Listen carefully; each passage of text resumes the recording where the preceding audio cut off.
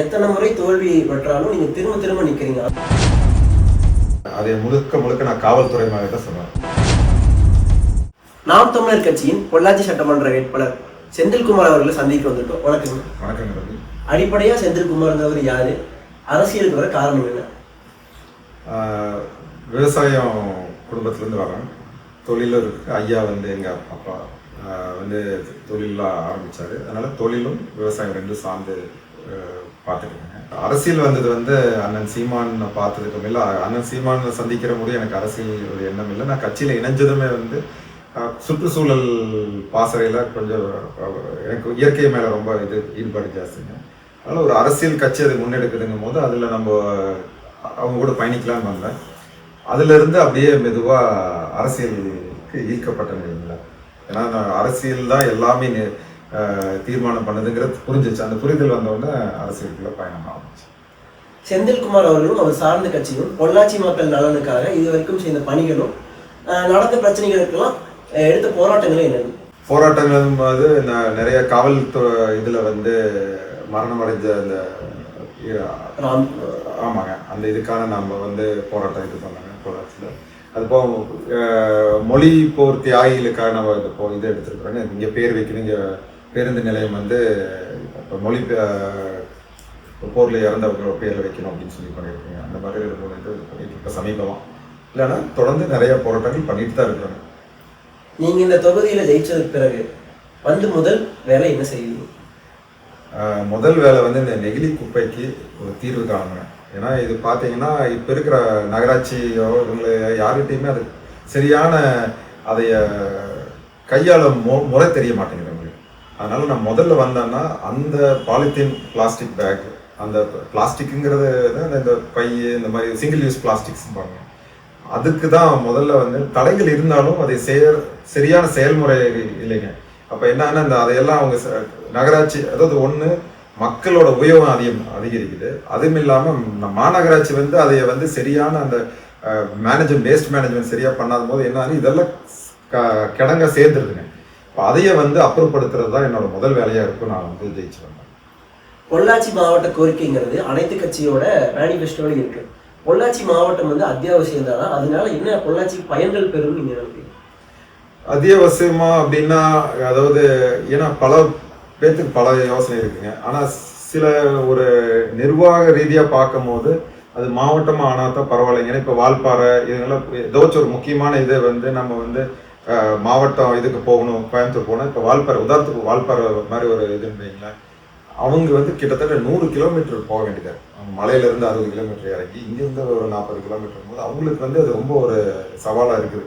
இப்போ அந்த மாதிரி ஒரு இது பார்க்கும்போது இங்கே மாவட்டமாக வந்துட்டா பரவாயில்ல அப்படிங்கிறது தான். ஏன்னா எல்லாத்தோட கருத்துங்கும் போது சில பேர்த்துக்கான ரொம்ப சிரமமாக இருக்குங்கும் போது அதை வந்து நம்ம மாவட்டமாக வந்துட்டா பரவாயில்ல. பொள்ளாச்சின்னு சொன்னாலே தென்னையும் தென்னை சார்ந்த கால்நடைகள் சேர்ந்த தொழிலை செய்யும் மனிதர்கள் அதிகம். அது மேம்படுத்த அவங்க வாழ்வியலை மேம்படுத்த நீங்கள் என்ன ஒரு வசதிகள் செய்வீங்க? நல்லா இதுங்க. நான் முக்கியமாக வந்து என்ன சொன்னேன்னா கல் இறக்குறது நம்ம நாம் தமிழ் கட்சி கொள்கையே இருக்குங்க. கண்டிப்பாக கல் இறக்குறதுக்கும் சந்தைப்படுத்துறதுக்கான அனுமதி நாம் தமிழர் கட்சியில் இருக்குங்க. இப்போ இதில் என்னன்னு பார்த்தீங்கன்னா இப்போ தென்னை விவசாயிகள் பார்த்தீங்கன்னா இன்னைக்கு வந்து ஒரு அண்டை மாநிலம் கேரளாவில் பார்த்தீங்கன்னா ஒரு தென்னை விவசாயி வந்து ஒரு மரத்துக்கு 6000 ரூபா 7000 ரூபா சம்பாதிக்கிறதுக்கான வாய்ப்புகள் இருக்குதுங்க. ஆனால் இதே நம்ம இதில் நம்ம இந்த கல் இறக்குறதுக்கு அனுமதியும் சந்தைப்படுத்துறதுக்கான இது இல்லாதனால நம்மளுக்கு வந்து ஒரு மரத்துக்கு ஒரு 1000 ரூபாங்கிறது வருஷம் வர்றதுக்கு இதெல்லாமே வந்து அவங்களோட பொருளாதார இதுக்கு இழப்பு தாங்க. இது வந்து இது நம்ம செஞ்சு கொடுத்த சர்க்குலர் எக்கானமி அப்படிம்பாங்க. நம்மளுக்குள்ளாரே அந்த பணம் நம்ம இது பண்ணிக்கலாமே. அப்போ அந்த பணம் இங்கே புழக்கமாக இருக்கும் ஊருக்குள்ளார. அல்ல அது ஒன்றுங்க. இன்னொன்று வந்து என்னன்னா நம்ம இந்த ரேஷன் கடையில் வந்து பார்த்தீங்கன்னா நியாய விலை கடைங்கிறாங்க. அதில் வந்து தேங்காய் கோரிக்கை ஆல்ரெடி இருந்துச்சு. ஆமாங்க. இப்போ விவசாயிகள் பார்த்தீங்கன்னா இப்போ சமீபம் 26 கூட போராட்டம் நடத்தியிருக்கிறாங்க. இந்த மாதிரி நியாய விலை கடையில் தேங்காய் சேர்த்துங்க அப்படின்னு சொல்லி விவசாய இயக்கங்களும் பண்ணுறாங்க. ஆனால் இந்த இரு திராவிட கட்சிகளுமே இதுக்கான எந்த முன்னெடுப்பும் பண்ணுறது இல்லைங்க. அதனால நாங்கள் வந்து உறுதியாக அதை வந்து நியாய விலை கடையில் தேங்காய் மற்ற விவசாய பொருள் நம்ம இதே பாமாயில் கொண்டு வர்றதுக்கு பதிலாக நம்ம எண்ணெய்களை இது பண்ணுவோம். பாமாயிலும் தேவைதான். ஏன்னா அது பார்த்தீங்கன்னா ரொம்ப விலை குறைவாக வருது. ஒரு சில தரப்பான மக்கள் அதுக்கு தேவை இருக்கும். அது இல்லாமல் தேங்காய் எண்ணெய், கடல் எண்ணெய், நல்லெண்ணெய் இதையும் வந்து மானியம் கொடுத்து கொஞ்சம் வெளியில் இருக்கிறத விட விலை குறைவாக இங்கே கொடுக்கறதுக்கான ஏற்பாடு செய்யும்.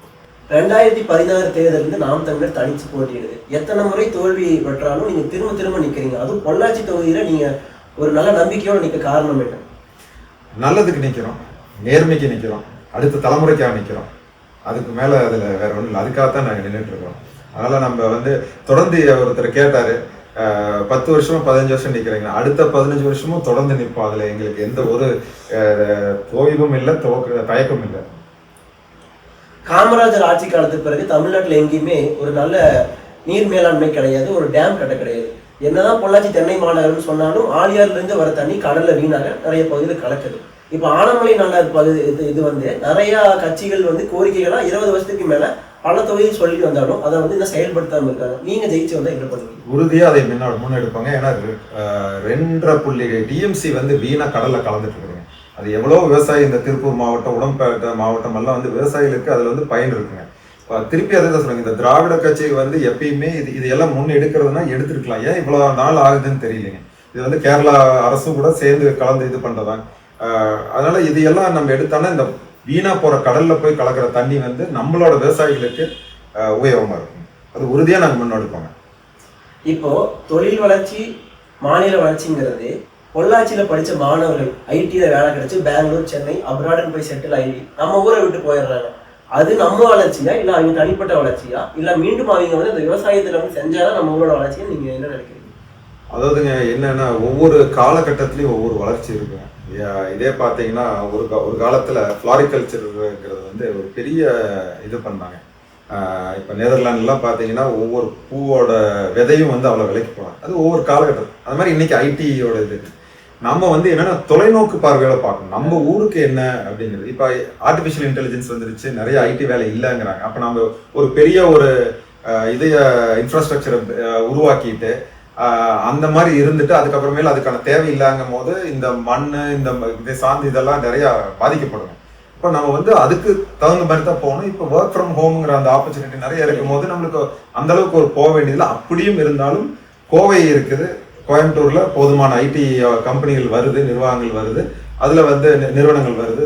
அங்க போய் வேலை போயிடல, ஒரு மணி நேரம் டிராவல் தாங்க. பொள்ளாச்சிக்கு வந்து என்னோட தனிப்பட்ட கருத்து, நம்ம வந்து விவசாய சார்ந்த தொழில்கள் உருவாக்கணும். ஈகோ டூரிசம் கொண்டு வரலாங்க, ஃபார்ம் டூரிசம் கொண்டு வரலாம். இதுக்கான நிறைய வாய்ப்புகள் இருக்கு. அப்போ என்னன்னா நம்ம வந்து ஒரு விவசாய நிலத்தை எடுத்து அதுல வந்து கட்டடம் அது இதே கட்டிட்டு அதுல வந்து அதை வளர்ச்சின்னு நம்ம நினைக்கிறோம். அப்படி இல்லை, நம்மளுக்கு வாழ்வாதாரம் தான்.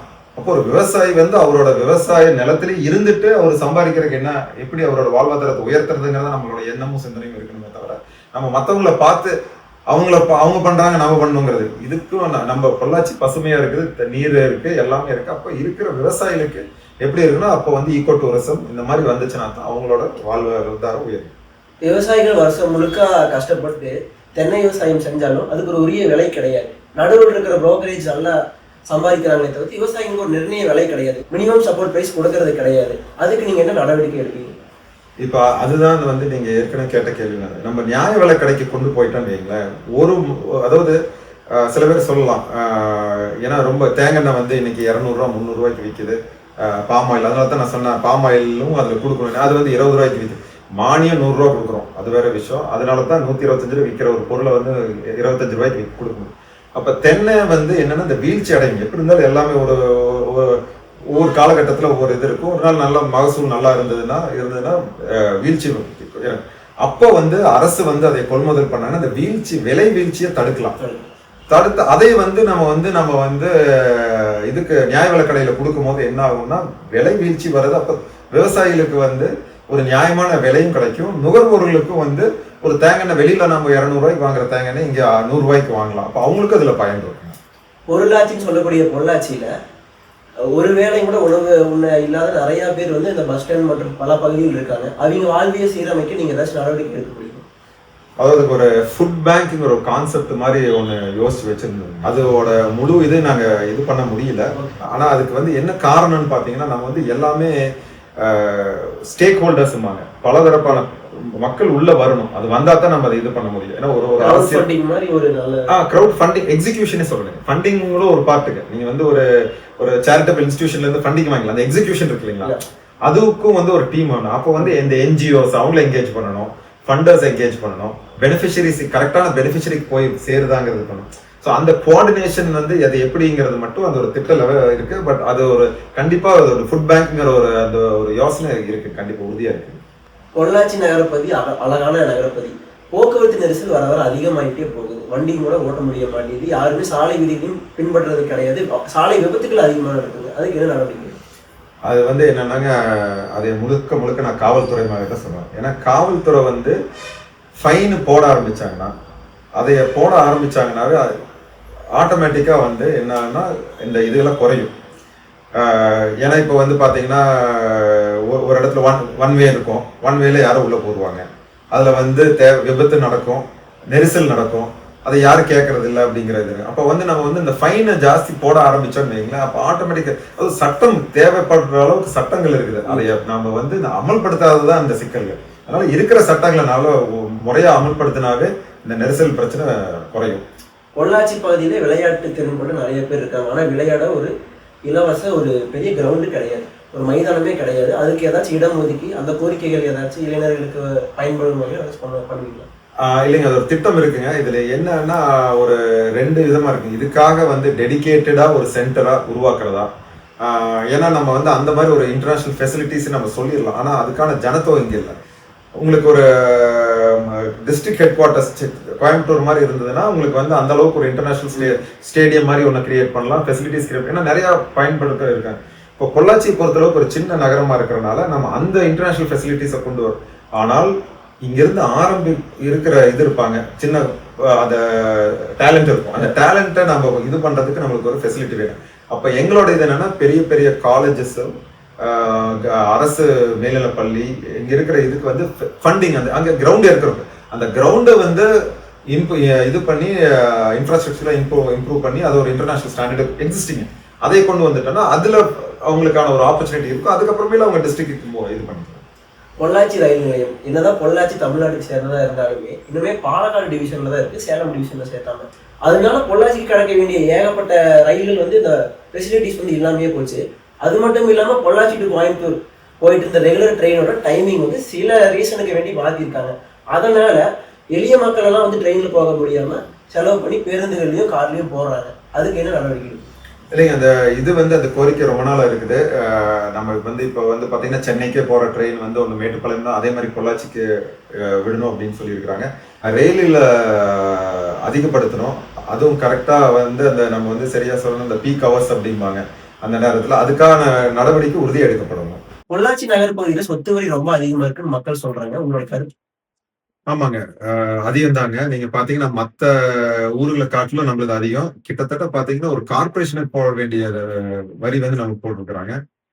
அது இல்லாம எனக்கு என்ன ஒரு இதுனாங்க, இப்போ அப்படியே பாத்தீங்கன்னா கிட்டத்தட்ட 100% ஏத்துனாங்க. இது வந்து சொத்து வரி தேவைதான், ஏன்னா நம்ம வந்து இங்க இருக்கிற மாநகராட்சியோட வேலைகளை செய்ய சொத்து வரி. ஆனா அது வந்து ஒரு பாரமா இருக்கக்கூடாது. யாரா இருந்தாலும் மக்கள் வந்து வரி கட்டுறதுக்கு தயாரா இருக்கிறாங்க. ஆனா அந்த வரி சதவீதங்கிறது என்னங்கிறது அது வந்து அப்ப அதுவும் இல்லாம இப்ப பாத்தீங்கன்னா நம்ம பொள்ளாச்சி ஊரை பொறுத்தளவு பாத்தீங்கன்னா இதெல்லாம் நம்ம விவசாயம் சார்ந்த ஒரு இதுங்க. நம்ம சந்தை அந்த மாதிரி எல்லாம் இங்க இருக்கிற விவசாயிகள் கொண்டு வந்து பொருளை விற்கிறது, அந்த விவசாயத்தை நம்பிதான் நம்மளோட இங்க இருக்கிற பொருளாதாரம், நகரத்துல இருக்கிற பொருளாதாரம். அப்படி இருக்கும்போது இப்ப சமீபமா பாத்தீங்கன்னா விவசாயம் எல்லாம் கொஞ்சம் எல்லாம் இந்த தென்னை வாடல் நோயோ, வேர்வாடல் நோயோ, இல்ல இந்த வெள்ளை பூச்சி இது விளைவீழ்ச்சி இதெல்லாம் இருக்கும்போது விவசாயிகள் இன்னைக்கு வந்து சராசரி கிட்டத்தட்ட பாத்தீங்கன்னா 70% அவங்களோட வருமானம் குறைஞ்சிருச்சு. அப்படி இருக்கும்போது அதெல்லாமே வந்து இப்ப அவங்களுக்கு தொழிலும் குறைஞ்சிருச்சு இப்ப நம்மளோட நகராட்சியில இருக்கிற வியாபாரிகளுக்கு எல்லாம். அப்ப அவங்களுக்கெல்லாம் அதெல்லாம் ஒரு சொத்து வரிங்கிறது ஒரு பாரம் ஆகுது. அதனால அது வந்து கொஞ்சம் குறைக்கணும். பொள்ளாச்சி பேருந்து நிலையத்தை இடமாற்றம் பண்ணிருக்காங்க, அது அத்தியாவசியம் தானே? தேவையே இல்லைங்க, இதுதான் சொல்லுவேன். என்ன காரணம், நீங்க திருப்பி வந்து நம்ம ஊர் எல்லாம் கிராமங்கள், அப்ப வந்து ஒரு கோயம்புத்தூர் போறாங்கன்னு வைங்களேன், ஒரு ஒரு கிராமத்துல இருந்து வர்றாங்க.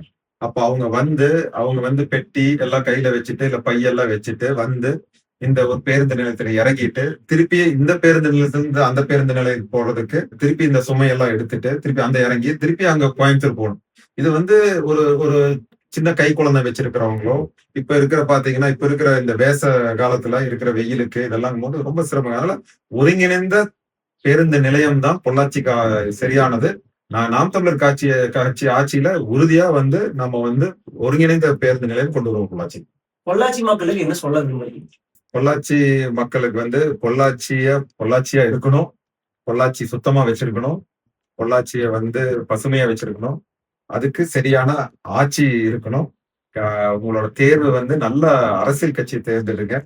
நம்ம ஊரை வந்து சோல் ஆஃப் பொள்ளாச்சிம்பாங்க. நம்ம ஊருக்குன்னு ஒரு சோல் இருக்கு. அதைய வந்து நாம வந்து மத்த ஊருகளை மாதிரி நினைச்சிட்டு நம்ம வளர்ச்சி திட்டம் அது இதுன்னு சொல்லிட்டு நம்ம ஊரை இது பண்ண வேண்டாம். நம்ம பசுமையான ஊரு, இந்த பசுமையான ஊரை இப்படியே வச்சிருக்கோம். பொள்ளாச்சி அடுத்த தலைமுறைக்கு எப்படி இது இந்த ஊர்ல பிறந்து வளர்ந்தோமோ அதே மாதிரி நம்ம அடுத்த தலைமுறையும் இதே மாதிரி அந்த நல்ல பசுமையான பொள்ளாச்சியை அவங்க அனுபவிக்கணும். கேம்பெயின் டைம்ல வேல்யூபிளா டைம் ஸ்பெண்ட் பண்ணதுக்கு ரொம்ப நன்றி. நன்றிங்க. நன்றி.